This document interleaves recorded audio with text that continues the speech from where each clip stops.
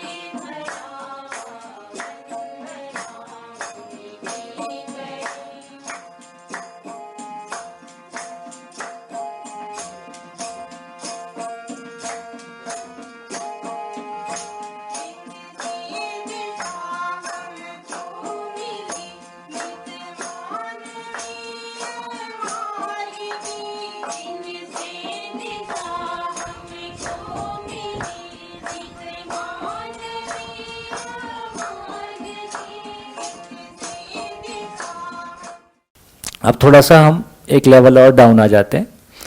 तो ये कहा कि कोई भी परमाणु में, कोई भी परमाणु को देखेंगे, कोई भी परमाणु के स्वरूप को देखेंगे,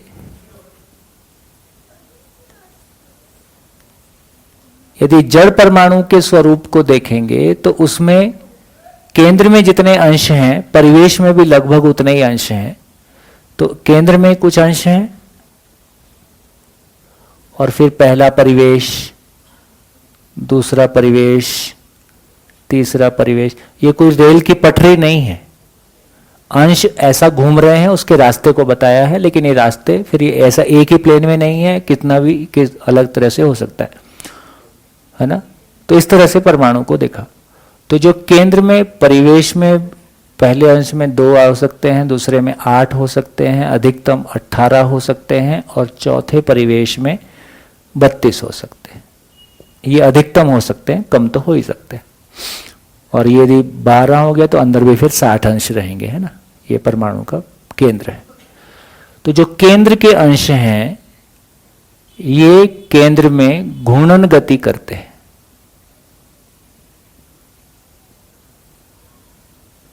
घूर्णन गति, घूर्णन गति का मतलब है स्पिन मोशन,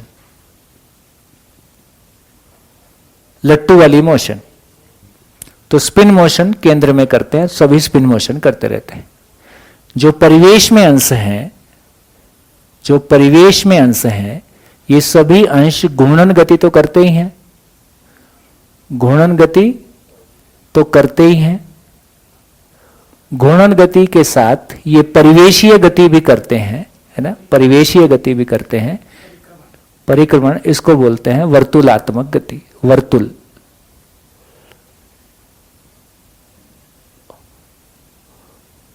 वर्तुलात्मक गति, इसको परिवेशीय गति भी कहा।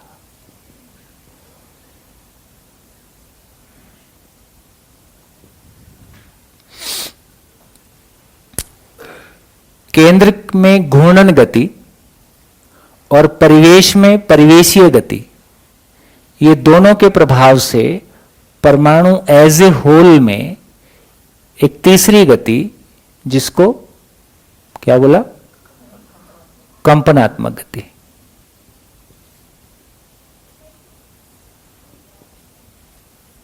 परमाणु में भी चौथे परिवेश के बाद में कणों में जो परिवेशी अंश है, उनमें परमाणु को छोड़ के जाने की प्रवृत्ति रहती है, क्योंकि केंद्र का अंश परिवेशों को नियंत्रित नहीं कर पाता। खैर, मैं ये मजाक नहीं कर रहा हूं, लेकिन मैं इस करूं कि ये भी ऐसे ही होता है। तो पूरी सृष्टि का स्वरूप परमाणविक गति ही है, परमाणविक स्वरूप ही है। अष्टक बोलते हैं इसको। अच्छा,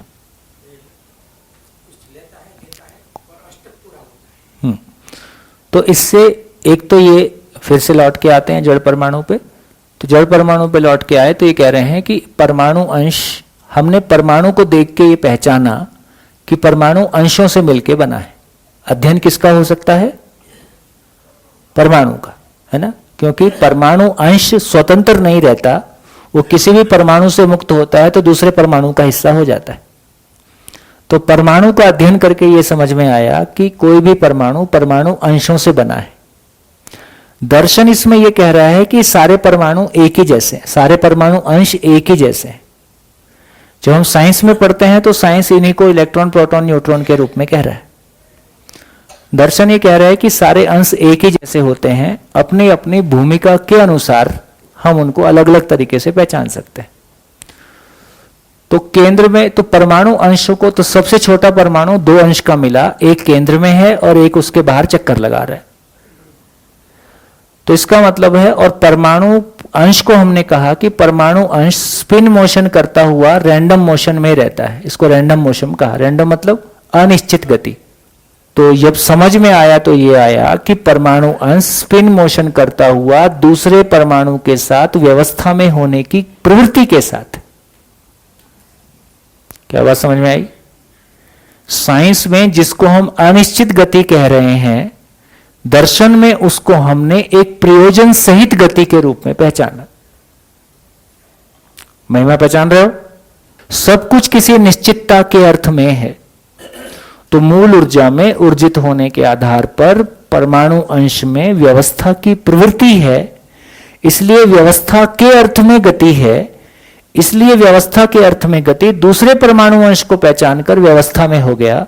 इसको हमने कहा रैंडम मोशन नहीं है। अब ये घूर्ण, केंद्र के अंश घूर्णन गति करते हैं। ये कंपनात्मक गति क्या चीज है? केंद्र के परिवेश का जो अंश है, परिवेश का जो अंश है उसमें बाहर जाने की प्रवृत्ति है। तो वो दूर जाने, यदि वो दूर जाता है तो एक सीमा से ज्यादा दूर जाता है तो मध्यांश का बल उसको पकड़ के पास लाता है, और ज्यादा पास आता है तो मध्यांश का बल उसको पकड़ के दूर लाता है। तो इसका मतलब है ये बिल्कुल सीधी रेखा में अंश नहीं चल रहे हैं, या एक ही प्लेन में नहीं चल रहे हैं। ये अंश कभी ऐसे भी हो रहा है, कभी ऐसे ऐसे, ऐसे ही ये अंश भी ऐसे ऐसे ऐसे ऐसे हो सकता है। तो ये जो पास आना दूर आना है, यही परमाणु में संकोचन प्रसारण है। इसी को कंपनात्मक गति कह रहे हैं। लट्टू की चाल देखी है? जब लट्टू घूमता घूमता गिरने लगता है तब कैसे करता है ना? घूमता घूमता तब उसका सर्किल ऐसे फैल जाता है, और जितना जितना गिरने के नजदीक होता है तब सर्किल सबसे बड़ा होता है। जब तेज गति से घूमता है तो पॉइंट पे घूम रहा होता है। बढ़िया। इससे क्या समझ में आया? खाली स्थान खाली नहीं है, खाली स्थान ऊर्जा स्वरूप है। उसमें होने मात्र से इकाइयां ऊर्जित हैं, अपनी पात्रता अनुसार ऊर्जित हैं। पात्रता क्या है? जितनी अंशों की संख्या। यदि 2 अंश हैं तो उनके ऊर्जित होने का स्वरूप कैसा होगा? निश्चित होगा। तो 2 अंश के निश्चित, तो हीलियम हीलियम के जैसा ऊर्जित होगा, लोहा लोहे के जैसा ऊर्जित होगा। तो लोहे का मेल्टिंग पॉइंट, बॉइलिंग पॉइंट, उसकी तमाम जो उसके गुण हैं, लोहे के सारे गुण हैं।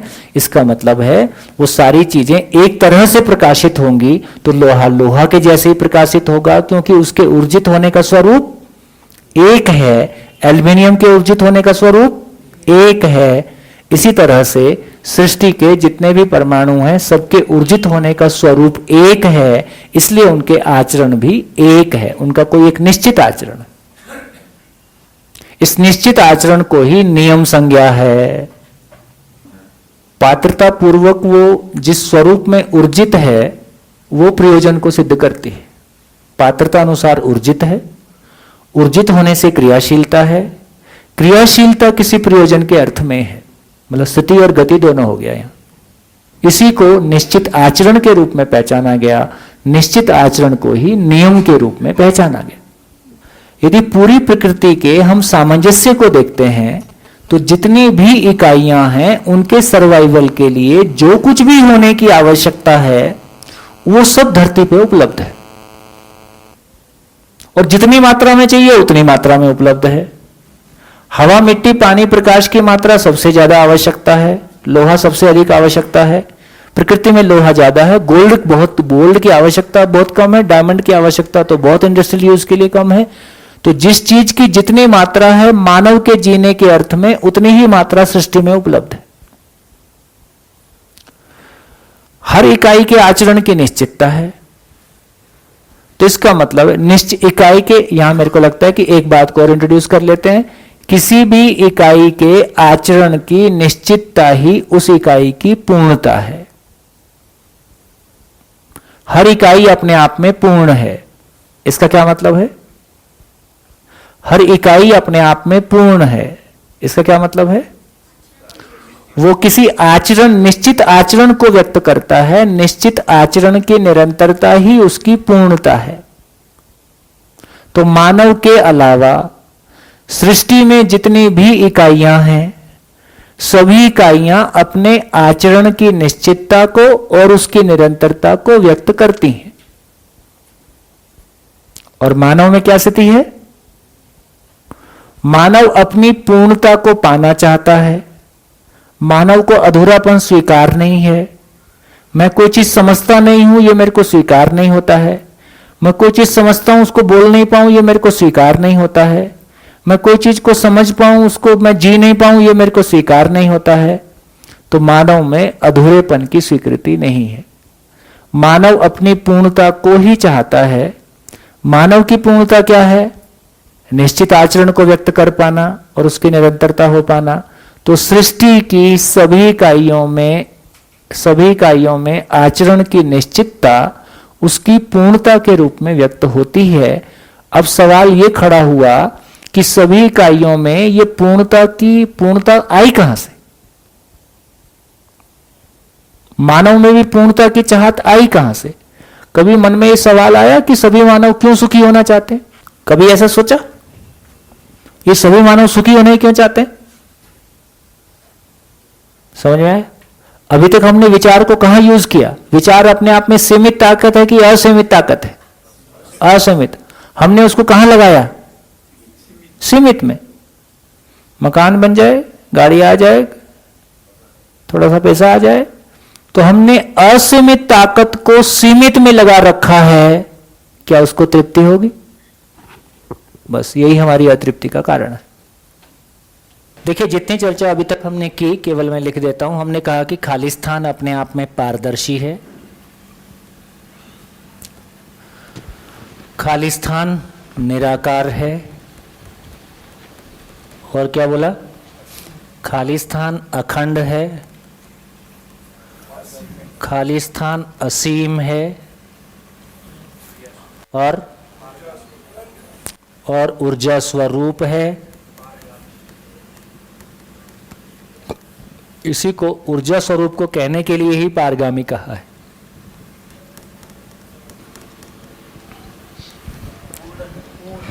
पूर्ण है, क्योंकि उसमें कोई पूर्ण को बोला स्थिति पूर्ण, उसका स्थिति अपने आप में पूर्ण है, उसकी स्थिति में कोई बदलाव नहीं आता है।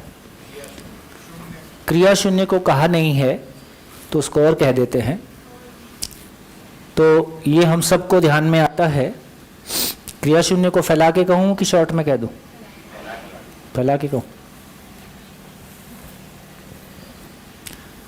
देखिए, समझने लायक जो बात है ना, वो क्रिया शून्य कुछ अद्भुत चीज है। जितना ध्यान जाता है तो एक बात समझ में आया कि जितनी अभी तक हमने चर्चा की तो उसमें खाली स्थान है और इकाइयां हैं, एकम है। तो खाली स्थान भी हो और इकाइयां भी हो, ये हमको ध्यान में आता है।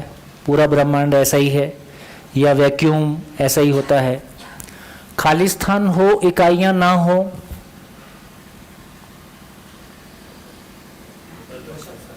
है ना, तो अंतरिक्ष, आकाश नहीं तो ये बढ़िया सूत्र भी है, मेरे को लगता है चले लगे हाथ बात हो सकती है।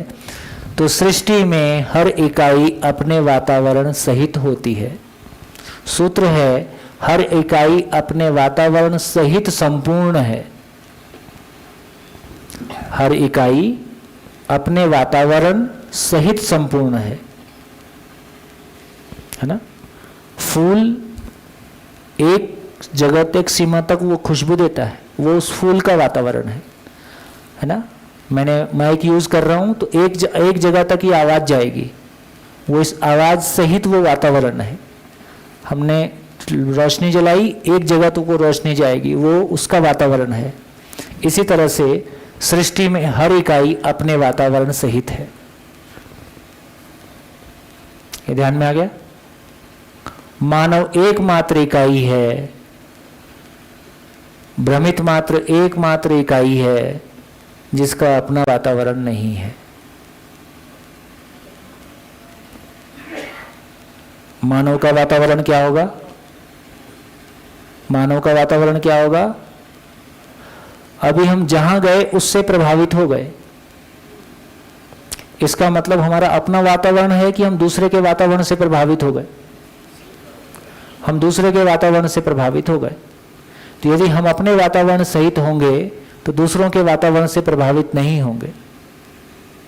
तो जब तक मानव न्याय धर्म सत्य के साथ नहीं होगा, समझ के साथ नहीं होगा, जीने के स्वरूप के साथ नहीं होगा, मानव लक्ष्य के साथ नहीं होगा, अपने भाव और विचार की स्थिरता के साथ नहीं होगा, तब तक वो अपने वातावरण के साथ नहीं है और तब तक उसको दूसरों का वातावरण प्रभावित करता रहेगा। इसलिए वो हमेशा बेघर ही रहेगा। हाँ, अपना आपको फ्लैट लेने से घर थोड़ी हो जाता है। फ्लैट किसका घर है?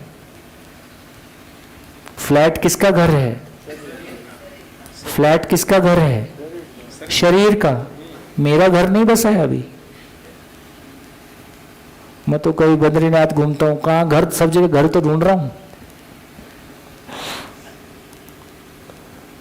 तो मैं तो मेरे घर की तलाश में हूं। मेरे घर की तलाश में ही मैंने शरीर चलाना शुरू किया है और मेरा घर इतना ही है ना। ये पूरा अस्तित्व ही मेरा घर है। बस मुझको पहचान में आ जाए कि हाँ ये मेरा घर है। बड़ी मेहनत से मेरे लिए बनाया गया है। सशरीर हूं तो भी इसी घर में हूं, कल ये शरीर नहीं होगा तो भी इसी घर में हूं। इसको पहचान सकूं कि मैं अपने घर में हूं, इतने ही देखो कितनी सुंदर बात। मैं अमर आज और अभी हूं, केवल पहचान सकूं। संबंध है ही, केवल पहचान सकूं। अपने घर में हूं ही, केवल पहचान सकूं। इतनी सी बात। तो हमने क्या बात कर ली? हमने यहां से शुरू किया कि हर इकाई अपने वातावरण सहित है। मानव के अलावा सृष्टि की सभी इकाइयां अपने आप में व्यवस्था है, व्यवस्था में भागीदारी के स्वरूप में है, आचरण की निश्चितता के साथ है।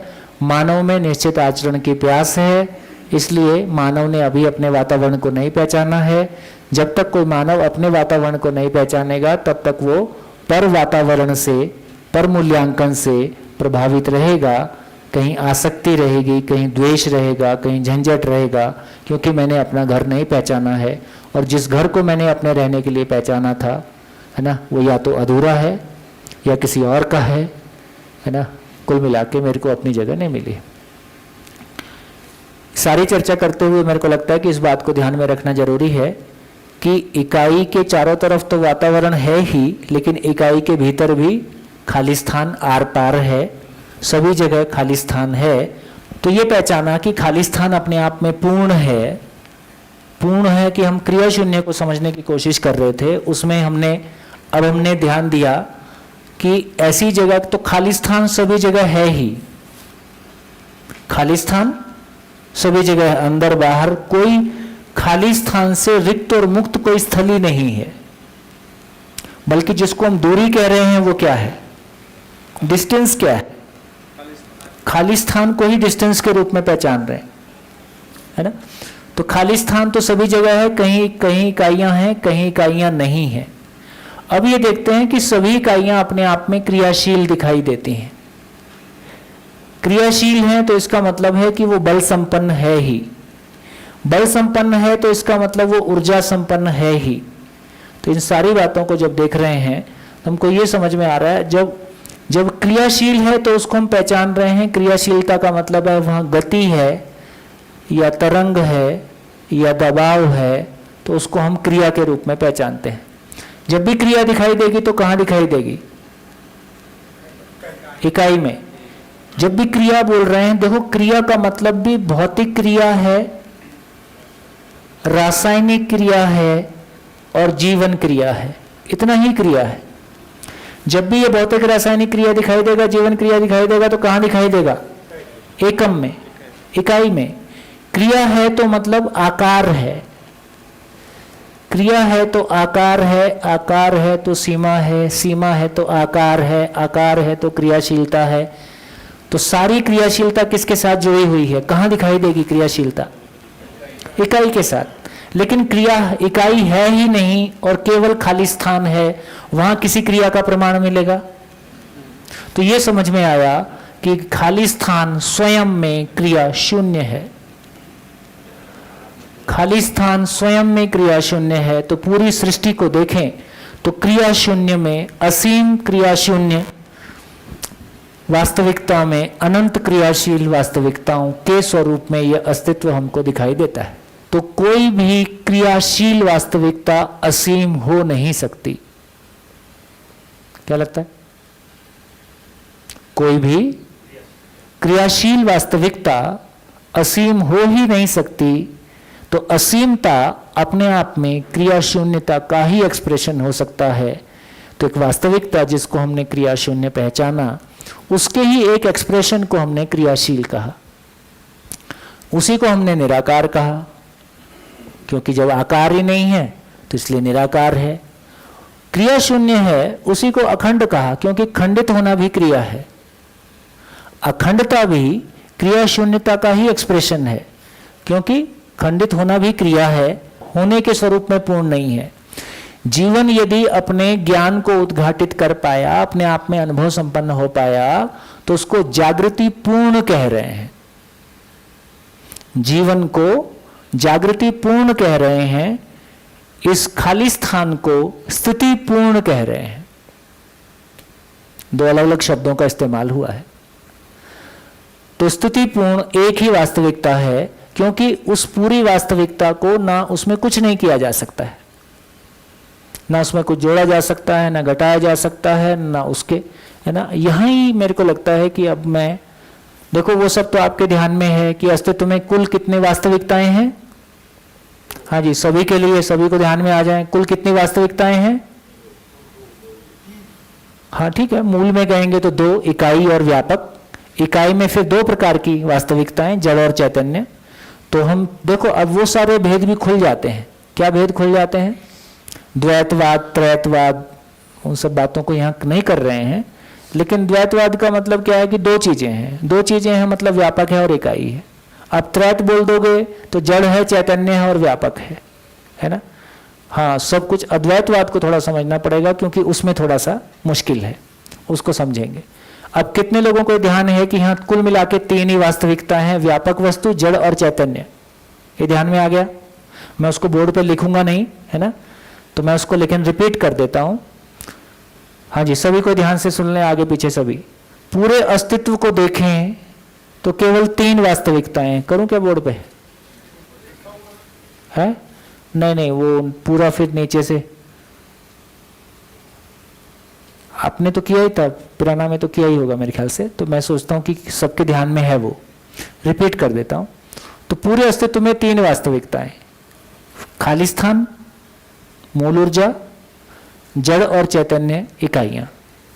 पूरे अस्तित्व में तीन क्रिया, क्या? भौतिक क्रिया, रासायनिक क्रिया और जीवन क्रिया के रूप में मैं स्वयं। तीन ही क्रिया, तीन वास्तविकताओं के साथ में तीन क्रिया। मूल ऊर्जा में जड़ परमाणु क्रियाशीलता के कारण भौतिक क्रिया के वश पदार्थ के रूप में व्यक्त होता है।